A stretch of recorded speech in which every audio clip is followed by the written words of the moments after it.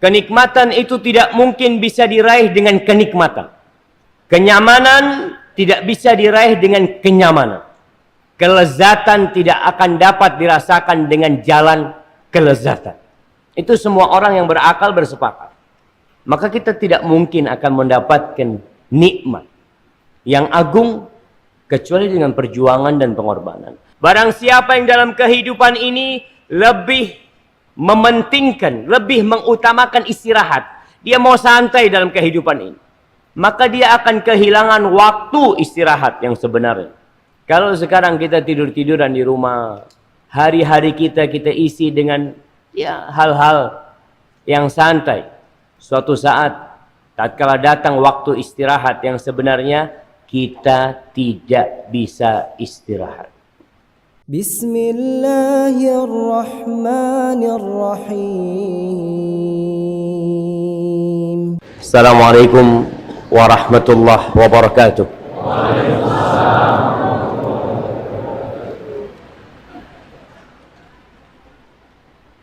Innal hamdalillah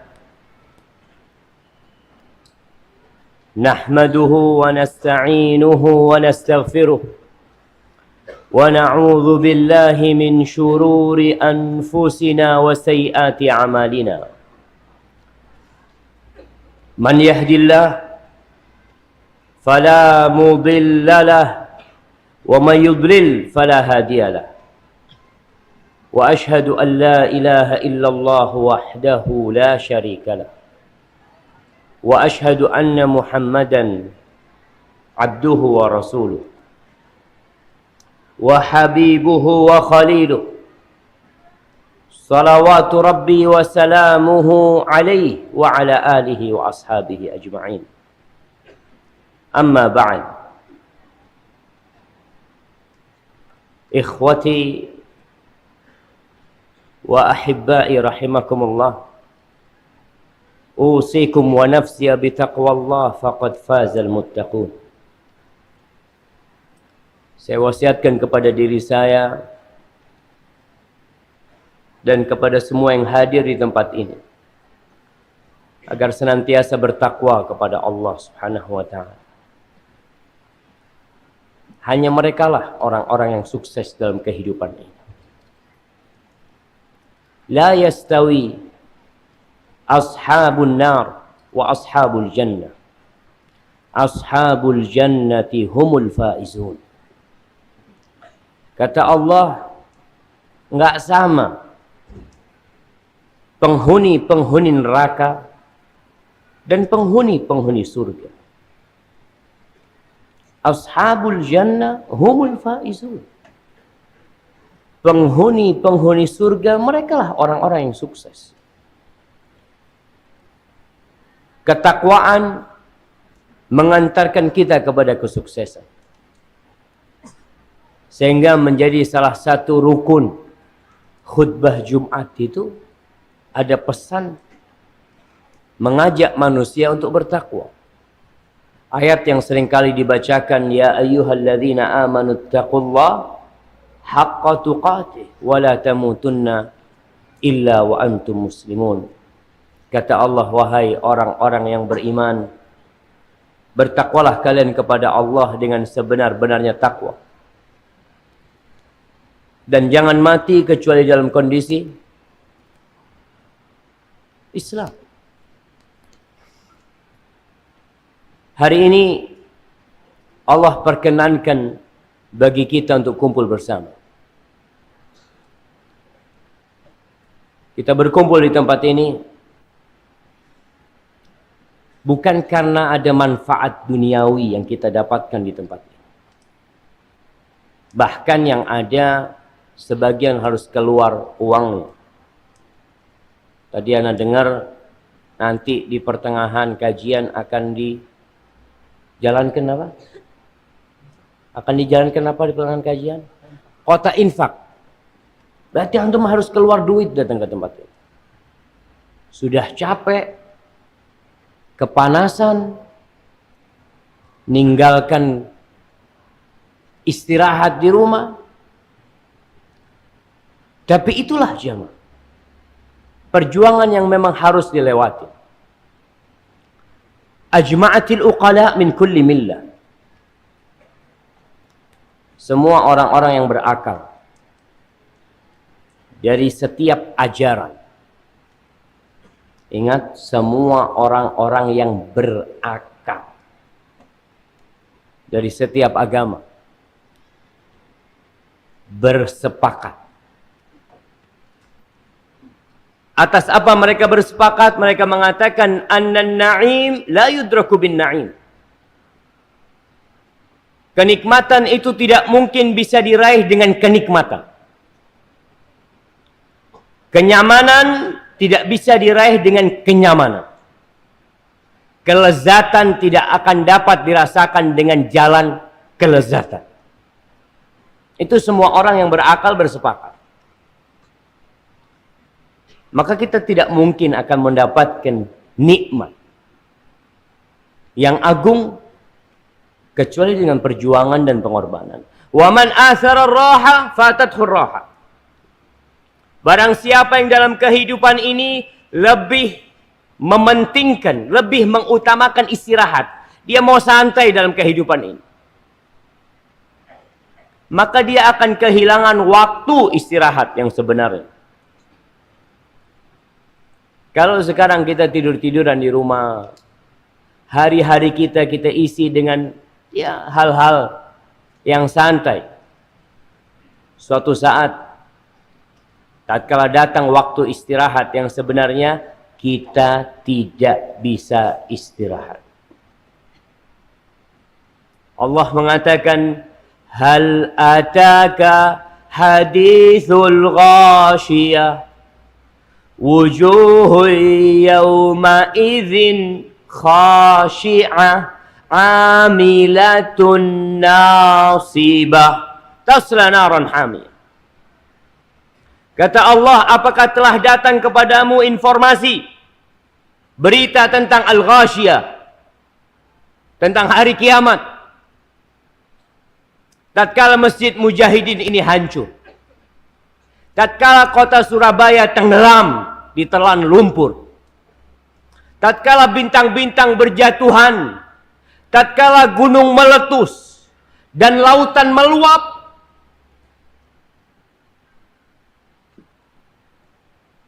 menghapus wajah Indonesia, menghapus wajah dunia. Engkau tahu pada hari itu, wujuhu yawma idzin khashi'ah. Wajah-wajah pada hari itu penuh dengan kehinaan, penuh dengan ketundukan, tunduk, hina. Amilatun nasibah. Pada hari itu mereka bekerja keras, capek, lelah, gak ada istirahat. Tasla naran hamiyah, masuk ke neraka yang panas. Dikasih makanan yang makanan itu tidak membuat mereka jadi kenyang dan tidak bermanfaat untuk tubuh mereka. Amilatun nasib, kerja terus di dalam neraka itu, nggak ada waktu istirahat. La yamutu fiha wa la yahya, nggak hidup nggak mati, nggak hidup yang bermanfaat, nggak mati pula yang membuat mereka istirahat, nggak ada. Maka hari ini kita datang ke tempat ini untuk tidak istirahat, karena kita tahu bahwa bukan di sini tempat istirahat. Seringkali Anda mengingatkan para jamaah dengan ucapan Imam Ahmad bin Hanbal, supaya antum yang datang ke tempat ini tidak terlalu merasa gerah, panas. Sebagian sudah mulai kipas-kipas, sebagian sudah mulai berkeringat. Mudah-mudahan Masjid Mujahidin nanti pakai AC. Ada niat nggak Masjid Mujahidin pakai AC? Hah? Sudah ada AC. Di mana AC? Satu, Masya Allah, udah ada AC-nya ternyata jamaah. Soalnya ana dengar suara kipas, tidak dengar suara AC. Imam Ahmad bin Hanbal ditanya, "Ya Imam, mata raha?" Wahai Imam, kapan waktunya istirahat? Kapan? Capek hidup di dunia ini. Betul. Gempa sana, gempa sini. Hidup penuh dengan ketakutan. Gagal usaha. Bangkrut. Dibully sama orang. Dicaci maki. Pagi harus bangun sholat. Zuhur seperti itu. Asar seperti itu. Maghrib seperti itu. Isya pun seperti itu. Tengah malam tidur. Harus bangun kita. Bermunajat kepada Allah Jalla Jalaluh. Maka kata Imam Ahmad bin Hanbal, beliau mengatakan fi awwali qadamin tada'uha fil jannah. Waktu istirahat itu ketika engkau meletakkan salah satu kakimu di surga, baru itu waktu istirahat. Jadi nggak ada istirahat di dunia. Allah mengatakan fa idza faraghta fansab. Kalau engkau sudah kosong, sudah menyelesaikan satu pekerjaan, jangan berhenti. Fansab, isi dengan kerjaan lain yang bermanfaat buat engkau. Al-yawm amal. Hari ini waktu beramal. Bila hisab. Tanpa ada hisab kita lihat. Antum mungkin nanti infak 100.000. Infak 50.000. Infak 1 juta. Kapan hisabnya? Ghadan. Besok antum akan dihisab. Apakah antum ikhlas mengeluarkan? Apakah antum lillahi ta'ala memberikan? Atau antum punya maksud dan niat yang lain? Maka jamaah kita ngaji berpanas-panasan di sini. Kita mau ngumpulkan dana buat saudara-saudara kita di Palu, di Sulawesi, di Donggala sana, sebelum nanti kita yang minta sumbangan. Wallahi jamaah, siapa yang tahu gempa itu akan datang ke Surabaya? Nggak ada yang tahu. Kalau Allah mau, innama amruhu idza arada syai'an an yaqula lahu kun fayakun. Kalau Allah berkehendak, Allah tinggal ngomong kun, akan terjadi. Tema kita hari ini, apa judulnya? Apakah ini takdir?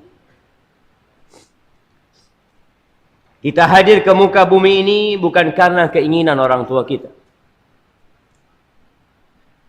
Mungkin kedua orang tua kita menginginkan anak yang lebih tampan dari kita. Yang lebih cantik dari sebagian wanita. Tapi ternyata yang keluar warnanya ya kurang putih.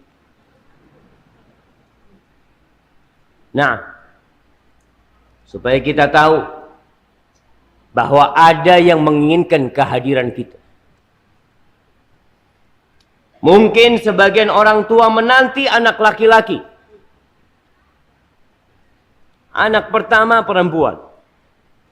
Kedua perempuan. Ketiga perempuan. Keempat perempuan. Kelima perempuan. Keenam perempuan. Ketujuh perempuan.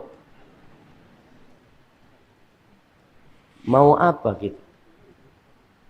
Itulah takdir. Mungkin ada orang tua yang menginginkan anak-anak yang sehat,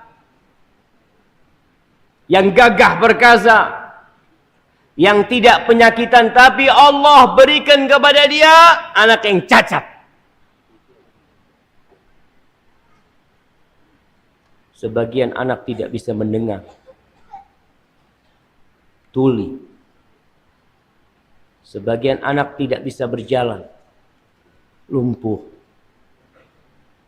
Sebagian anak dilahirkan buta, tidak bisa melihat. Apakah orang tua menginginkan itu? Ana yakin tidak. Ada yang ingin, ada yang bercita-cita untuk menjadi supir pesawat. Apa supir pesawat? Ya sama lah, pilot itu supir juga. Tapi ternyata dia jadi supirnya mikrolet. Apa yang hendak dilakukan? Kita bercita-cita,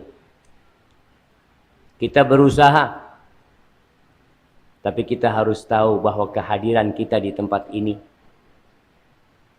adalah karena Allah yang menginginkan kita hadir. Ada yang ingin mati di Mekah, Masya Allah, pesan sama anak-anaknya, bapak mungkin gak balik lagi nak, bapak mau berangkat haji. Ternyata Masya Allah,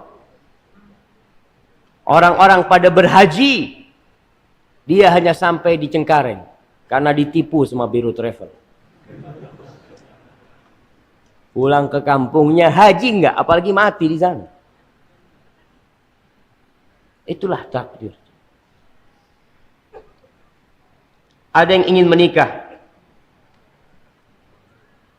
Antum pernah mendengar peristiwa dari Pulau Sapeken? Ada satu rombongan dengan perahu menuju ke Singaraja. Calon mempelai laki-laki bersama keluarganya semua untuk menikah di Singaraja. Belum sampai Singaraja, semua yang ada di kapal itu tenggelam. Dan dia tidak pernah menikah selama-lamanya. Jamaah, masalah takdir itu bukan hanya takdir buruk. Yang sukses pun seharusnya dia berkata, mungkin ini takdirku. Biasanya kita kalau bicara takdir selalu yang buruk.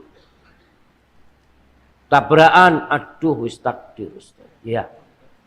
Sukses, alhamdulillah Ustaz, ini usaha anak Ustaz. Subhanallah. Makanya di antara rukun iman yang Rasulullah sallallahu alaihi wasallam sebutkan dalam hadis Jibril, an tu'mina bil qadari khairihi wa syarrihi. Engkau beriman dengan takdir yang baik dan yang buruk. Ketika antum menjadi pengusaha yang sukses, itu juga karena takdir Allah. Jangan mengatakan karena usahaku. Antum bisa lihat jamaah, orang-orang sukses subhanallah nggak pernah kuliah. Sukses, kaya raya, nggak bisa baca dan tulis. Dan ada yang Masya Allah profesor, hidup sampai mati tetap miskin. Supaya kita tahu bahwasanya yang baik itu juga takdir, yang buruk juga takdir. Berbicara tentang takdir, berbicara tentang keimanan, tentang keyakinan. Rasulullah sallallahu alaihi wasallam beliau menekankan kepada para sahabatnya tentang masalah takdir ini. Ketika beliau mengatakan, wa'lam annal ummata law ijtama'at ala an yadurruka bi syai' lam yadurruk illa bi syai'in qad katabahu Allahu alaik. Ketahuilah, andai kata seluruh umat, seluruh penduduk yang ada di Surabaya ini, seluruh manusia yang ada di Indonesia ini, mereka bersatu padu, berkumpul dan bersatu untuk memberikan mudarat kepada dirimu, mereka tidak akan pernah bisa memberikan mudarat tersebut kecuali dengan sesuatu yang sudah Allah tentukan buat engkau. Dan sebaliknya, law ijtama'u ala an yanfa'uka bi syai' lam yanfa'uk illa bi syai'in qad katabahu Allahu lak. Andai kata mereka bersatu padu berkumpul untuk memberikan manfaat kepadamu, untuk memberikan jabatan kepada dirimu, untuk mengangkat posisimu, mereka berkumpul, berusaha sekuat tenaga mereka, tapi Allah tidak menentukannya, nggak bakal jadi. Engkau nggak bakal bisa mendapatkan manfaat kecuali sesuatu yang sudah Allah tetapkan untuk dirimu. Rufi'atil aklam wa jaffatis suhuf. Pena itu sudah diangkat dan lembaran-lembaran itu sudah kering. Kita tinggal menjalaninya. Al-Imam Abu Dawud As-Sijistani meriwayatkan sebuah athar dalam kitab Sunan, dalam pembahasan Kitabus Sunnah, meriwayatkan sebuah athar dari seorang tabi'in yang bernama Ibn Dailami. Dia mengatakan, ataitu Ubay bin Ka'ab. Aku mendatangi sahabat Nabi yang bernama Ubay bin Ka'ab radhiyallahu taala anhu. Faqultu lahu. Lalu aku berkata kepada Ubay bin Ka'ab, waqa'a fi nafsi syai'un minal qadar. Ada sesuatu yang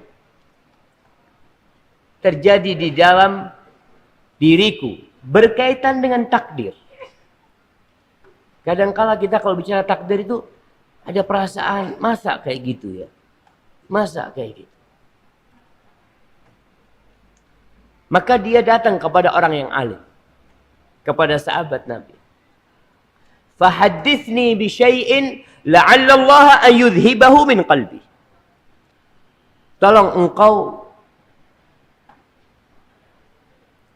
ajarkan kepada aku sesuatu yang semoga dengan itu Allah mengusir perasaan yang ada pada diriku. Lalu Ubay bin Ka'ab mengatakan, "Lau anna Allah azaba ahla samawatihi wa ahla ardihi azabahum wa huwa ghairu zalimin lahum." Dengarkan jemaah. Buat orang-orang yang sombong, buat orang-orang yang sok baik, andai kata Allah mengazab seluruh penghuni langit dan memberikan azab kepada seluruh penduduk bumi, maka Allah mengazab mereka tanpa melakukan kezaliman kepada mereka. Allah nggak zalim ketika mengazab mereka. Kalau Allah mau, kau harus tahu. Walau rahimahum, tapi kalau Allah merahmati semuanya, yang di langit dirahmati, semua yang di bumi dirahmati, kanat rahmatuhu khairan lahum min a'malihim. Ketahuilah bahwa rahmat Allah itu jauh lebih baik daripada amalan mereka. Jangan merasa ketika antum beramal sudah banyak, merasa jadi orang baik dan beranggapan pantas untuk mendapatkan rahmat Allah. Kalau Allah mengazabmu, Allah nggak zalim. Kalau Allah memberikan rahmat kepadamu, itu lebih baik daripada amalan kita. Lalu Ubay mengatakan, walau anfaqta mithla Uhudin dhahaban. Andai kata engkau berinfak sebesar gunung Uhud emas. Sebesar gunung Uhud emas. Berapa kilo kira-kira jemaah? Yang tahu anak kasih hadiah. Berapa besarnya gunung Uhud? Ada yang mengatakan 6 kilometer. Tinggi. 2 jam kita naik sampai ke puncak. Andai kata engkau berinfak seperti gunung Uhud emas. Orang kalau, Masya Allah. Nah, satu qirot. Berapa satu qirot itu? Berapa kilo? Sebesar Uhud. Iya. Kasih hadiah nggak apa. Nah, pertanyaannya berapa kilo jemaah? Cuma dia nggak jawab, nggak apa-apa, kasih hadiah. Mungkin takdirnya dapat hadiah dia.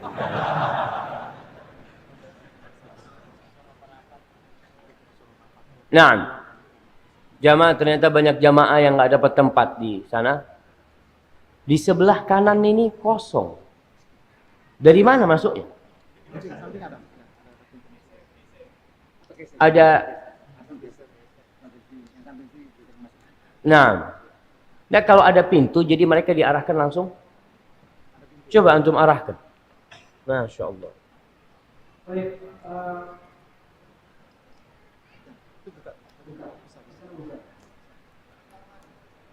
Apa ini digeser? Oh, yang tengah kayaknya masih ada yang longgar, mungkin berdiri kemudian ngangkat ke depan lagi. Ya, ada yang bergeser ke sebelah kiri panjenengan ini masih kosong di sini. Begitu juga dengan mungkin jangan ibu-ibu ya, kalau dapat kabar ini nggak cukup juga. Silakan bisa bergerak jamaah. Berdiri dulu semuanya.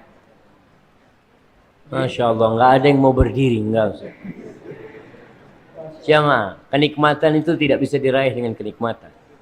Mungkin berdirinya antum kasih tempat buat saudara antum, antum masuk surga lewat sana. Kita doakan yang berdiri mudah-mudahan masuk surga. Bisa bergeser ke sebelah kiri. Geser sebelah kiri sana ada kosong. Depan maju, kemudian geser sebelah kiri. Lebih rapat lagi. Ya, itu sebelah sana masih kosong, bisa ke kiri langsung. Ke kiri. Yang dekat tiang, tolong kasih jalan itu saudaranya, yang dekat tiang situ. Tolong dikasih jalan yang sebelah situ biar bisa masuk. Mic-nya dipakai. Selatan.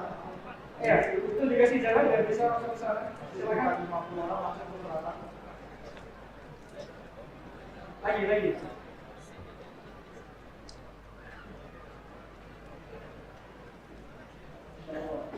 Ini bisa rapat lagi. Ini bisa masuk ke depan lagi. Silakan. Lagi rapat lagi. Nah, suruh muter lewat belakang, betul. Yang di luar Ustaz, ini muter lewat belakang. Silakan lewat belakang untuk ini kosong juga. Silakan. Itu masih luar.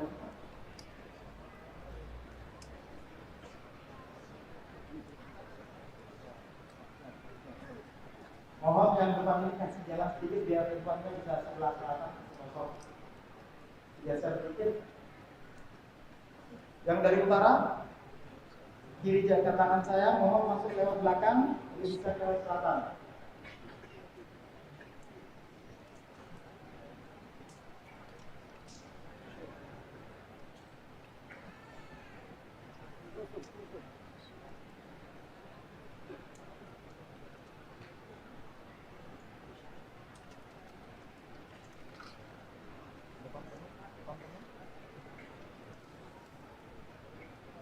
Jamaah putri juga, ibu-ibu sekalian bisa merapat di depan di belakang itu masih kayak sekalian belum dapat. Ya kayaknya ibu-ibu nggak berdiri tadi jamaah. Udah berdiri? Oh sudah katanya.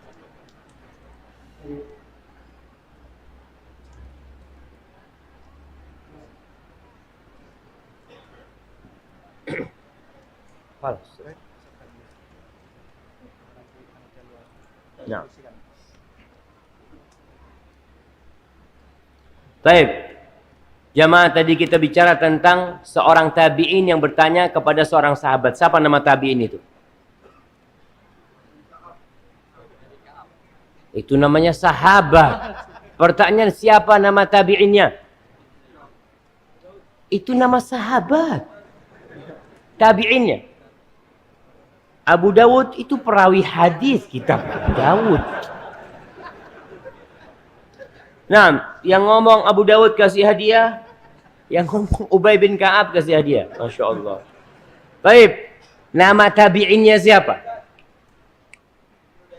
Ibn Dailami, Masya Allah, kasih hadiah yang besar buat antum. Ibn Dailami. Jamaah, Memang terkadang kita ngaji itu harus ditanya. Takut salah faham. Tadi ada yang ngomong nama tabiinnya Abu Dawud. Dia ngomong Ubay bin Ka'ab. Gitu kan. Padahal tidak benar. Dulu waktu SD di Probolinggo, anak punya teman cerita. Ada temennya disuruh baca sama gurunya. Baca. Kauku. Ada. Di sebelahnya itu ada gambarnya kuda. Dia mulai kauku ada jaran. Kok bisa gitu jamaah? Karena dia lihat ini jaran, ini gambarnya di sebelahnya gitu. Makanya perlu Ustadz kadang-kala tanya. Karena tadi ana takut antum tulis kisah seorang tabi'in yang bernama Abu Dawud. Masyaallah. Baik. Yang meriwayatkan Abu Dawud, kisahnya seorang tabi'in bernama Ibn Dailami bertanya kepada sahabat yang bernama Ubay bin Ka'ab. Lalu Ubay mengatakan, setelah mengatakan kalau Allah mengadab mereka, Allah tidak zalim. Kalau Allah memberikan rahmat kepada mereka, rahmat yang Allah berikan lebih baik daripada amalan mereka. Kalau engkau, lau anfaqta engkau wahai Ibn Dailami, kalau engkau menginfakkan sebesar gunung Uhud emas, ma qabilahu Allahu minka hatta tu'mina bil qadar. Allah tidak akan menerimanya dari engkau sampai engkau beriman dengan takdir. Wa ta'lam, dan engkau harus tahu, anna ma asabaka lam yakun li ukhti'ak. Ma asabaka lam yakun li ukhti'aka. Apa yang menimpamu itu memang tidak mungkin meleset dari dirimu. Yang menimpamu tidak mungkin meleset dari dirimu. Wa ma akhta'aka lam yakun liyusibak. Apa yang meleset dari dirimu memang takdirnya nggak harus mengenai dirimu. Makanya kejadian-kejadian jemaah, orang yang selamat ketika gempa. Ada orang Masya Allah gempa, semua jamaah dari masjid keluar. Ada satu yang nggak keluar. Satu ketika itu sujud, dia katakan dia pegang kepalanya karena atap sudah berjatuhan. Lalu gempa berhenti, dia lihat ternyata dia masih hidup. Dia lihat ke belakang teman-temannya mati. Karena kejatuhan ketika mereka hendak keluar pintu. Itu namanya takdir. Dan yakin bahwasanya apa yang menimpamu memang harus menimpamu. Apa yang meleset dari dirimu ya sudah. Memang takdirnya meleset dari dirimu. Ketika engkau umpamanya daftar kerja, tahu-tahu nggak diterima, nggak perlu cari kambing hitam. Ini gara-gara dosennya ini. Nggak ada. Memang takdirnya kau nggak diterima. Walau mitta ala ghairi hadza la dakhaltan nar. Kalau engkau mati tidak meyakini ini, engkau mati tidak meyakini ini, engkau akan masuk neraka. Berarti engkau belum beriman. Karena salah satu rukun iman adalah beriman dengan takdir, baik dan buruknya. Kata Ibn Dailami, dia setelah mendapatkan pesan dari Ubay bin Ka'ab, dia bercerita. Dia ingin memantapkan apa yang dia dengar. Dia datang kepada sahabat Nabi Abdullah bin Mas'ud. Ternyata Abdullah bin Mas'ud juga menyampaikan yang sama disampaikan oleh Ubay bin Ka'ab. Thumma ataitu Hudzaifah ibn al-Yaman. Aku mendatangi Hudzaifah ibn al-Yaman. Ternyata yang disampaikan sama seperti yang disampaikan oleh Ubay bin Ka'ab. Thumma ataitu Zaid bin Thabit. Kemudian aku mendatangi Zaid bin Thabit, penulis wahyu. Dia datang kepada Zaid bin Thabit. Dia bertanya, ternyata Zaid bin Thabit menceritakan yang sama yang seperti disampaikan Ubay, Abdullah bin Mas'ud, Hudzaifah bin Yaman, cuma bedanya satu. Zaid bin Thabit mengatakan, qala Rasulullah sallallahu alaihi wasallam, bahwa yang dia sampaikan adalah ucapan Nabi alaihi salatu wassalam. Hadza huwal iman yang seharusnya kita yakini. Ahibbati fillah, ada beberapa unsur keimanan dengan takdir yang perlu kita dalami. Harapan anak kita keluar dari tempat ini, pulang, kita udah bertambah ilmu kita, bertambah keimanan kita, dan kita semakin yakin bahwa Allah menciptakan kita untuk mengabdi kepadanya. Dan Allah sudah menentukan segala-galanya. Tugas kita hanya menjalaninya. Ada 4 unsur. Yang pertama, mengimani bahwa ilmu Allah meliputi segala sesuatu. Nih, tingkatan pertama berkaitan dengan keimanan dengan takdir. Meyakini, mengimani bahwa ilmu Allah meliputi segala sesuatu. Allah mengetahui keadaan segala sesuatu yang dulu dan yang akan datang. Allah tahu dengan apa yang belum terjadi. Bagaimana nanti terjadinya? Kapan terjadinya? Lalu sikap apa yang akan kita ambil ketika kejadian itu menimpa kita? Allah udah tahu. Pulang dari sini, Allah tahu kalau sandal antum hilang. Nah, kemudian Allah tahu ketika sandal antum hilang, antum apa yang akan antum lakukan? Antum ada 2 pilihan. Pulang cekeran atau pakai sandal orang. Artinya antum yang memilih. Manusia dikasih pilihan, dia bisa pulang, ya sudah, ana nggak pakai sandal. Tapi dia bisa pulang, ya udah. Kan ana sandalnya diambil, ana mau ngambil sandal orang. Masya Allah. Itu Allah tahu. Pilihan itu Allah tahu. Antum akan menikah umur 27 tahun. Bulan ini, tanggal ini, 2 hari setelah itu antum bercerai. Allah tahu siapa. Itu ilmu Allah meliputi segala sesuatu. Allah berfirman di surah Al-Hajj ayat 76, "Ya'lamu ma baina aydihim wa ma khalfahum. Wa ila Allahi turja'ul umur." Allah tahu apa yang di hadapan mereka dan apa yang di belakang mereka. Allah tahu. Dulu yang pernah terjadi, yang mungkin kalau sekarang jamaah antum bisa mendelete-nya, antum bisa menghapusnya. Kita umpamanya punya akun di YouTube atau kita punya Facebook atau macam-macam lah. Kita hapus, kita bikin akun yang baru. Menurut kita kan selesai sudah. Tapi Allah tahu akun antum masih tetap tercatat dalam ilmu Allah Jalla Jalaluhu. Di surah Al-Baqarah di akhir ayat 282. Ayat 282 ini ayat terpanjang dalam Al-Qur'anul Karim. Pertanyaannya, tentang apa ayat itu? Tentang harta. Tentang utang piutang, Masya Allah. Jadi ayat terpanjang dalam Al-Quran tentang utang piutang. Di akhir ayat ini, Allah mengatakan, "Wattaqullah wa yu'allimukumullah, wallahu bikulli syai'in alim." Kata Allah, bertakwalah kalian kepada Allah, niscaya Allah akan memberikan ilmu kepada kalian. Yang susah nuntut ilmu, yang susah menghafal Al-Quranul Karim, maka hendaklah bertakwa kepada Allah. Yang akan ngajarin antum tuh Allah. Ada orang yang baca 2 kali, Masya Allah, langsung hafal. Ada orang baca 1 kali, langsung hafal. Ada orang baca 10 kali, baru hafal. Ada yang 40 kali, baru hafal. Kok bisa Ustaz ya? Beda-beda seperti itu. Rabbul Alamin yang kasih itu.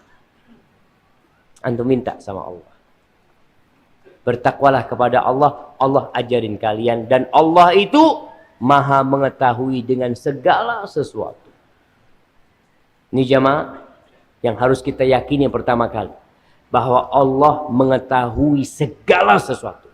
Apa yang akan kita lakukan esok hari, lusa, apa yang akan dilakukan anak-anak kita, Apa yang akan terjadi dengan janin yang masih di perut istri kita? Allah tahu. Kalau kita lihat ikan-ikan di lautan, siapa yang bisa menghitung ikan di lautan? Allah jemaah. Jawabannya itu. Apakah Menteri Perikanan bisa ngitung? Nggak ada. Tapi Allah tahu hari ini berapa lobster yang beranak. Yang bertelur, kemudian anaknya diambil sama seorang nelayan, kemudian dijual kemana? Allah tuh tahu. Burung-burung yang ada di hutan.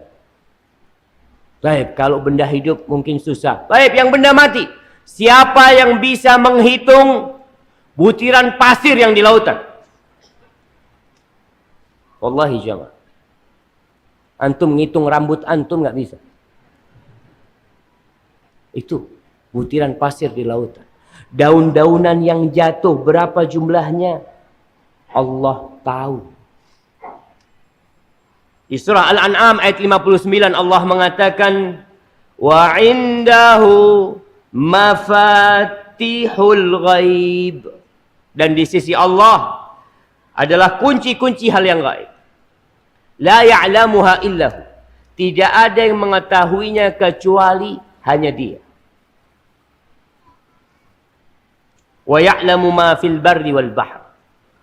Allah mengetahui apa yang ada di daratan, apa yang ada di lautan.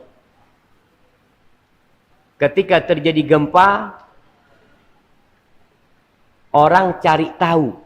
Orang cari tahu dari mana asal gempa itu. Oh, ternyata 61 kilo dalam lautan. Kapan mereka tahu? Setelah terjadi. Tapi Allah sudah tahu sebelum itu terjadi. Ketika itu terjadi, akan mematikan berapa manusia? Akan menghancurkan berapa rumah di daratan? Allah tahu. Mafil bahar. Dan Allah tahu dengan apa yang akan terjadi, dan yang sudah terjadi, dan apa yang masih terjadi di lautan. Butiran pasirnya tahu. Rumput-rumputnya tahu. Wa ma tasqutu min waraqatin illa ya'lamuha. Tidak ada satupun dauh yang jatuh kecuali Allah tahu jemaah. Di mana dia jatuh? Apakah dia akan menjadi pupuk atau dia akan disapu oleh orang? Jumlahnya berapa? Allah tahu. Wala habbatin fi dhulumatil ard wala rabbin wala yabisin illa fi kitabim mubin. Biji-bijian yang masuk ke dalam tanah, yang ditanam sama petani, atau yang jatuh sendiri, yang dibawa oleh kelelawar, yang dibawa oleh burung. Kemudian dia jatuh, masuk dalam bumi, dia akan kering mati, atau dia akan tumbuh dan hidup. Kemudian ketika hidup besar, nanti antum akan memetik buahnya, lalu antum konce. Antum potongin, antum berikan kepada istri dan anak-anak antum. Allah tahu. Allah mengatakan illa fi kitabim mubin. Semuanya sudah tercatat dalam kitab Lauhul Mahfuz yang nyata. Jadi ingat, itu yang pertama. Tingkatan yang pertama dalam keimanan dengan takdir, kita meyakini bahwa Allah Jalla Jalaluh mengetahui segala sesuatu. Yang sudah terjadi, yang belum terjadi, dan yang akan terjadi. Dan bagaimana kejadiannya. Hendaklah engkau beriman. Yang kedua, beriman bahwa Allah telah menulis seluruh takdir. Segala sesuatu dari awal hingga hari kiamat.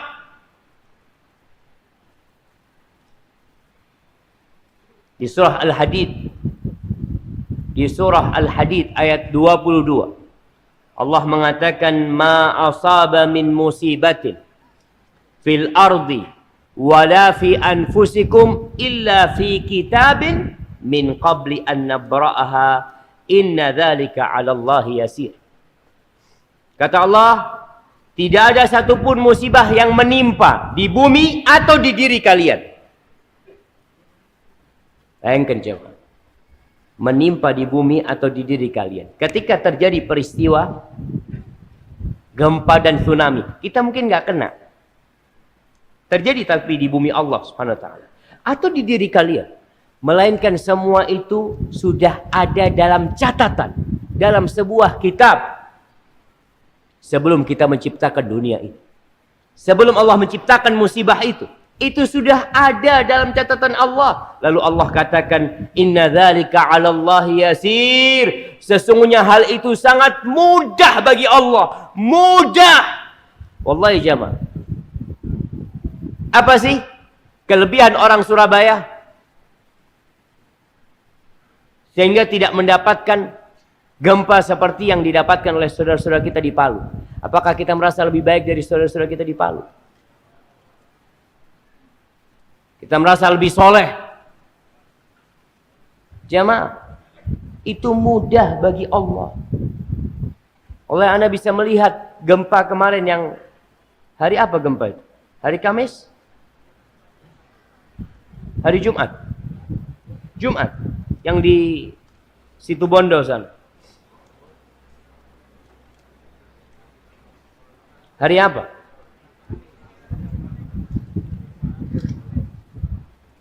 Ya nantilah dilihat lagi lah. Antum udah lupa. Makanya kenapa Allah kasih peringatan lagi, karena antum lupa.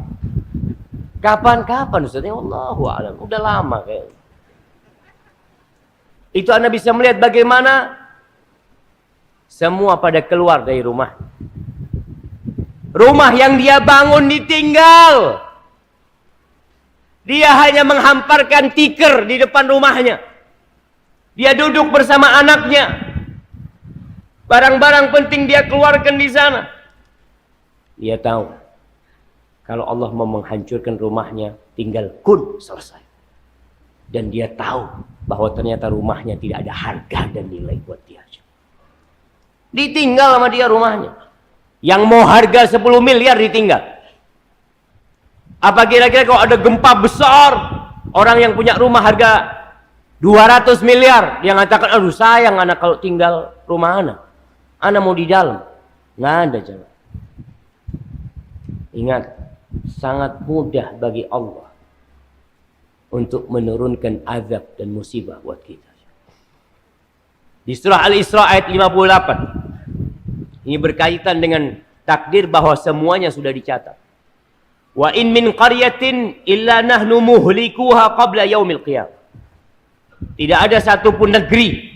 Ingat, tidak ada satupun negeri, termasuk negeri kita Indonesia. Tidak ada satupun negeri melainkan kami akan memusnahkannya. Kami akan membinasakannya sebelum hari kiamat. Au mu'adzibuha 'adzaban syadida. Atau kami akan mengazabnya dengan azab yang pedih. Sebelum kiamat nih. Semua akan dihilangkan, dibinasakan, iya. Tapi bisa jadi Allah memberikan azab kepada negeri tersebut. Kana dzalika fil kitabi mastura. Segala sesuatu itu sudah tercatat dalam kitab. Dalam Lauhul Mahfuz. Jamaah rahimakumullah. Masih banyak ayat-ayat yang menjelaskan bahwa semuanya dalam catatan Allah. Rasulullah sallallahu alaihi wasallam dalam hadis riwayat Muslim, beliau mengatakan, kataballah maqadiral khalaiqi qabla an yakhluqas samawati wal arda bi 50,000 sana.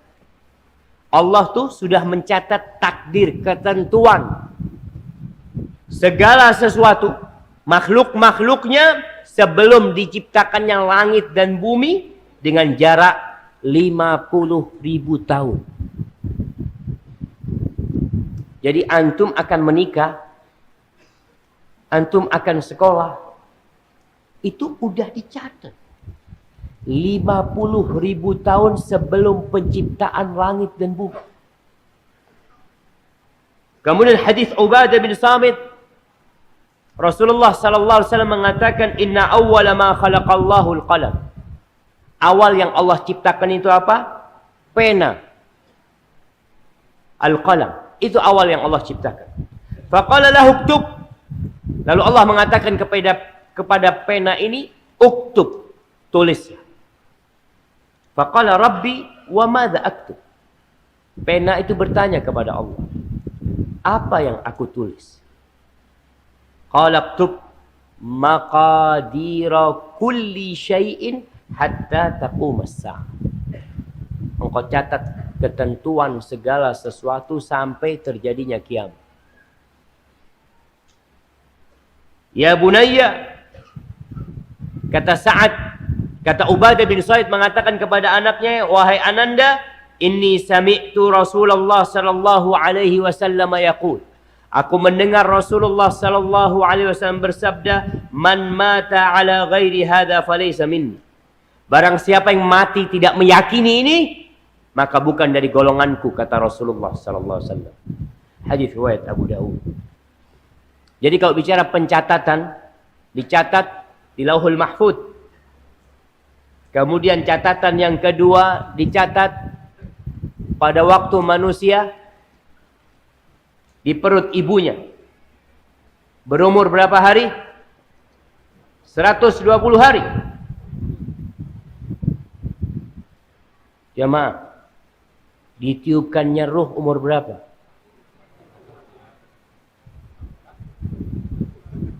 40 hari. 120 hari. Ya 4 bulan kan 120 hari jamaah. 4 kali 3 berapa? Coba keluarkan HP-nya. 40, 40, 40. 4 kali 3. Ana jadi takut salah ana jemaah. Benar enggak? Sahih? Allah kirim malaikat untuk mencatat. Kemudian ada takdir yang dicatat setiap tahunnya. Kapan? Lailatul Qadar, Masya Allah. Pada malam Lailatul Qadar, itu malaikat yang ambil dari Lauhul Mahfuz untuk yang setahun. Ada yang seumur hidup antum dicatat ketika janin itu berumur 120 hari. Itu dicatat tuh di sana. Ada yang tiap tahun yang dibawa oleh malaikat itu pada Lailatul Qadar, tapi semuanya merujuk kepada kitab inti, yaitu Lauhul Mahfuz. Dan tingkatan yang ketiga, mengimani bahwa segala yang terjadi itu adalah berdasarkan kehendak Allah. Ingat, mengimani bahwa semua yang terjadi itu berdasarkan kehendak Allah. Setelah Allah mengetahuinya, Allah mencatatnya, kemudian itu terjadi, itu karena kehendak Allah. Semua perbuatan makhluk terjadi karena Allah berkehendak. Orang kafir bisa kafir gimana Ustaz? Ya karena Allah menghendaki. Tapi ingat, orang itu dikasih pilihan sama Allah. Antum dikasih pilihan enggak? Faman syaa falyu'min wa man syaa falyakfur. Yang mau beriman silahkan, yang mau kafir silahkan. Tapi dia bisa melakukan itu karena ada kehendak Allah juga. Di surah Ali Imran ayat 26. Allah mengatakan, Qulillahumma malikal mulk tu'til mulka man tasha' wa tanzi'ul mulka mimman tasha' wa tu'izzu man tasha' wa tudhillu man tasha' biyadikal khair innaka ala kulli syai'in qadir. Katakan, ya Allah, Engkaulah yang memiliki segala kepemilikan. Engkaulah yang memiliki segala kekuasaan, segala kerajaan. Allah yang punya. Engkau memberikan kerajaanmu kepada siapa yang engkau kehendaki. Dan engkau mencabutnya dari siapa yang engkau kehendaki. Engkau memuliakan orang yang engkau kehendaki. Engkau menghinakan orang yang engkau kehendaki. Di tanganmu segala kebaikan. Sesungguhnya engkau maha kuasa atas segala sesuatu. Ingat, masyiatullah. Yang menjadikan fulan jadi pemimpin, itu Allah yang berkehendak. Fulan Allah turunkan, Allah yang berkehendak. Walaupun seluruh penduduk negeri ini menginginkan fulan jadi pemimpin, tapi Allah tidak berkehendak, nggak bakalan jadi. Iya, tugas kita memilih, berusaha. Tapi ingat, semua terjadi karena kehendak Allah. Berkaitan dengan kehendak Allah nih jamaah, nggak harus yang terjadi itu sesuatu yang dicintai Allah.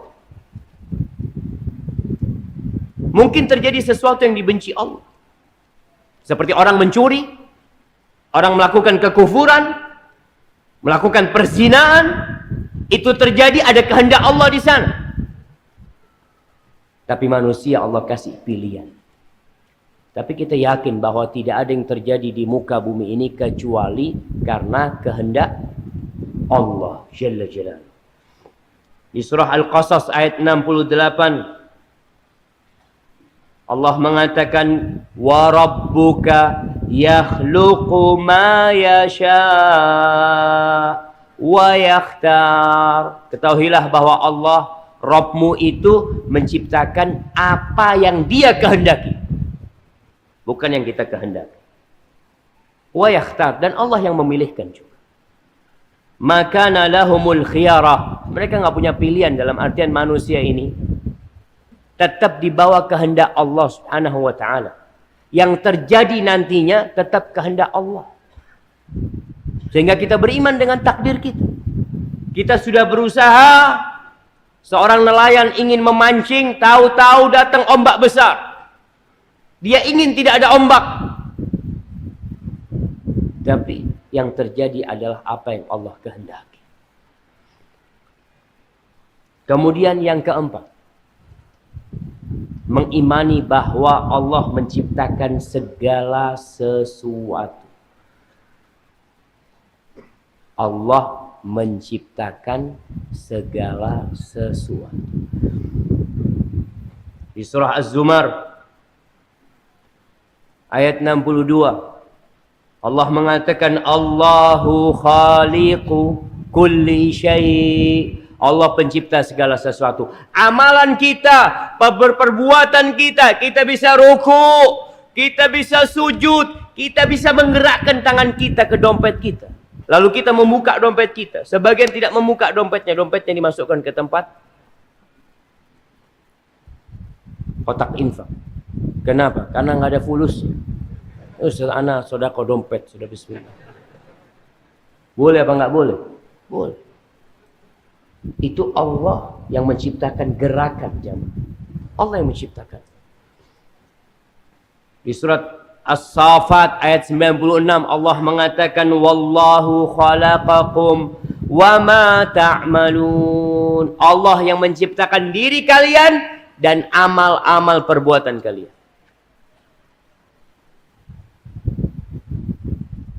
Terus Ustaz, kalau seperti itu apa yang harus kita lakukan? Ya antum beriman dan beramal. Bukan berarti tatkala kita bicara tentang takdir Allah Subhanahu wa taala kemudian kita jadi orang yang duduk malas. Karena terus terang jemaah, ada salah satu tokoh di negeri kita yang sudah mati. Afwan, 5 menit lagi. Ajib. Karena ini baru muqaddimah. Allahu Akbar. Siap, jangan 5 menit lagi langsung. Tambahin. Kasih 0 lagi lah, nggak apa-apa.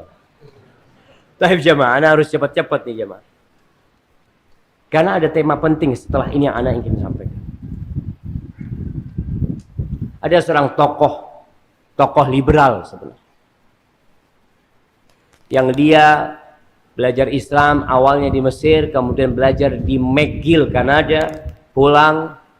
Dia menyebutkan dalam tulisan-tulisan dia bahwa yang menyebabkan keterbelakangan umat Islam adalah beriman dengan takdir.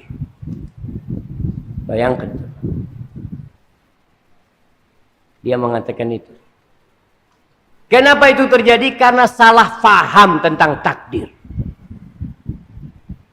Apakah para sahabat yang beriman dengan takdir kemudian tidak maju? Bagaimana mereka bisa sampai ke Andalusia? Bagaimana bendera la ilaha illallah berada di Cordoba, berada di Madrid sana? Mereka semua beriman dengan takdir. Bagaimana Hudzaifah ibnul Yaman? Hudzaifah ibnul Yaman yang menceritakan hadis tentang takdir itu bisa sampai ke Azerbaijan. Bisa sampai ke Romania menyampaikan agama Allah ini. Karena mereka beriman dengan takdir. Jamaah rahimakumullah, Allah memberikan pilihan kepada manusia. Perintah-perintah Allah yang ada dalam Al-Quranul Karim, i'malu, i'malu, i'malu, beramal, beramal, beramal, suruh beramal kita.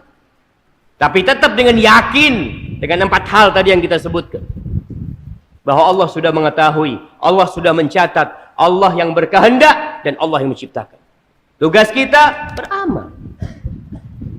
Jamaah rahimakumullah, ada 2 kelompok yang tersesat dalam urusan takdir ini. Satu namanya Jabariyah, yang kedua namanya Qadariyah. Jabariyah ini berpendapat kita itu hanya wayang, nggak punya kehendak. Tahu wayang? Siapa yang gerakkan wayang? Dalang. Kalau ditaruh, ditaruh. Nggak bisa. Manusia nggak seperti wayang. Dan kita tahu kita punya kehendak. Antum punya keinginan berbuat dan punya keinginan untuk meninggalkan. Wayang nggak ada. Mereka mengatakan ya semua udah manusia nggak punya apa-apa.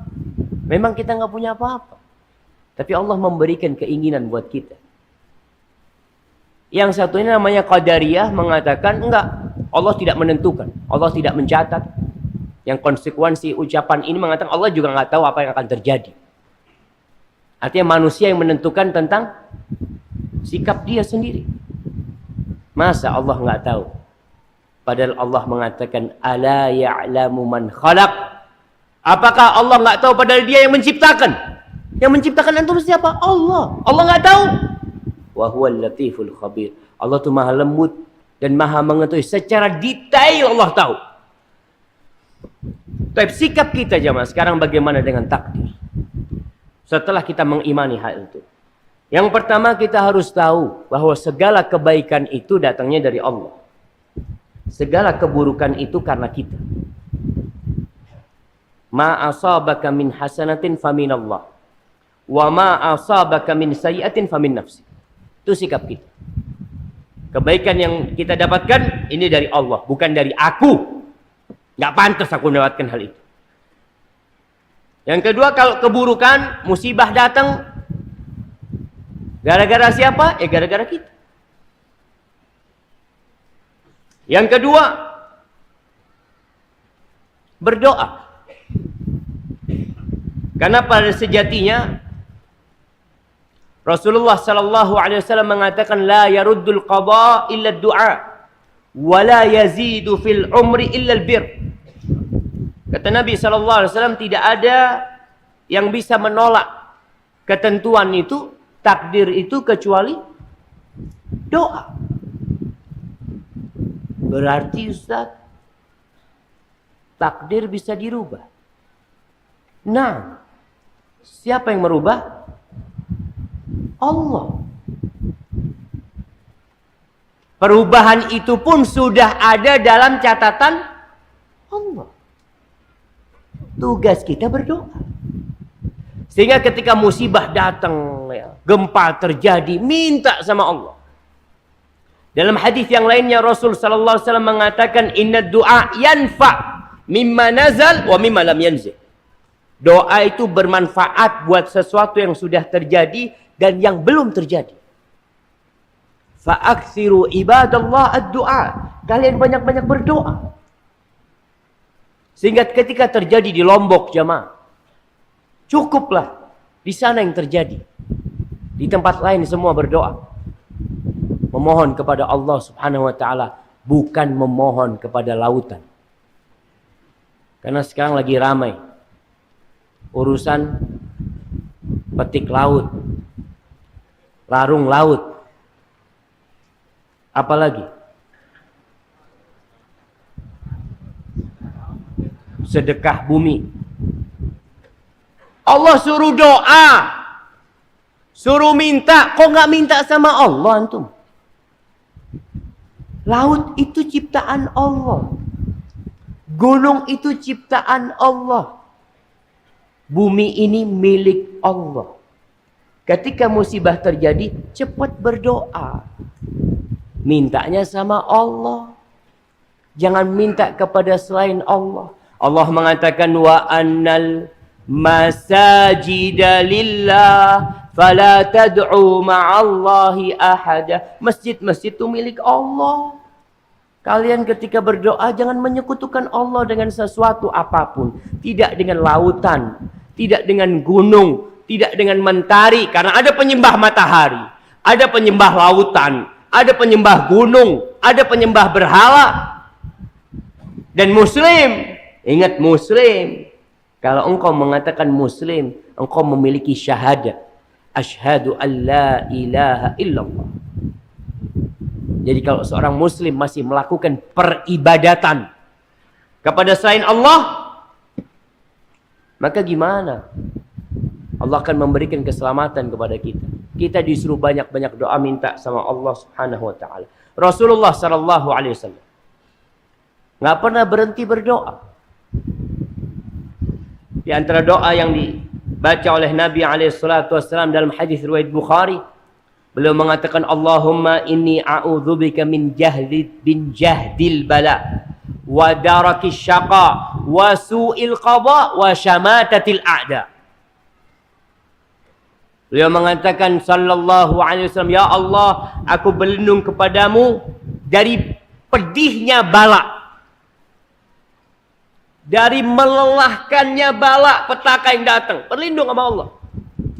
Wa min darakis syaqa, dan dari terkena kesengsaraan dalam kehidupan ini. Wa su'il qada, dan dari takdir yang buruk. Yang keempat, wa syamatatil a'da, dan aku berlindung dari berbahagianya, bergembiranya musuh-musuh ketika melihat aku kena musibah. Itu doa Nabi alaihi salatu wassalam. Kita baca doa itu enggak? Yang hafal doa itu anak kasih hadiah. Naam.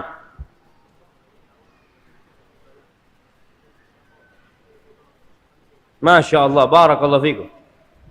Selanjutnya, yang hafal doa itu. Masya Allah, barakallahu fikum. Ana mau kasih hadiah, ana habisin hadiahnya. Pastikan. Nah, mana lagi?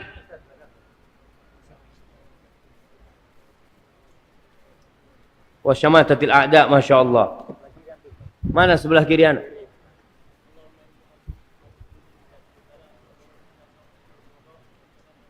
Masya Allah, barakallahu fikum. Sisanya, wah, ada yang jauh sana. Berdiri antum. Nah, yang keras. Kalau nggak keras nggak ada kasih hadiah.